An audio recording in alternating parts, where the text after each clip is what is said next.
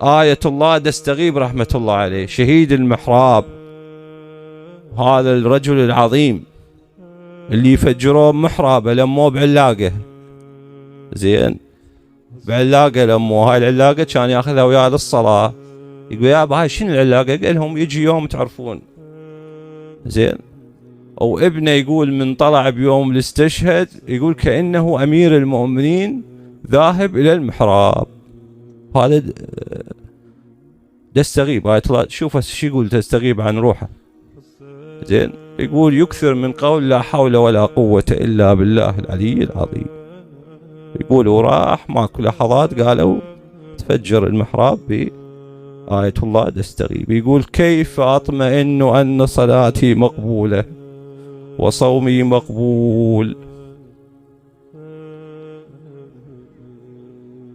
يقول يصير عندي يأس كأنما، يقول إنه بأقرأ قوله تعالى، هذا آية الله دستغيب، لا تقنطوا من رحمة الله.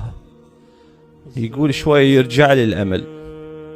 يقول زين أقول أخاطب نفسي، أقول أنا من شيعة أمير المؤمنين، بي علامة من علامات شيعة علي.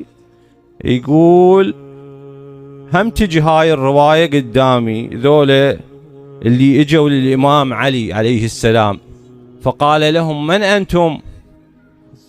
قالوا نحن من شيعتك يا أمير. قال لا أرى آثار شيعتي على ملامحكم.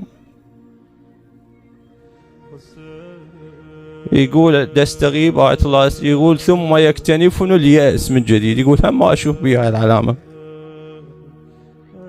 فتوجهت إلى باب أوسع وهو باب الحسين عليه السلام.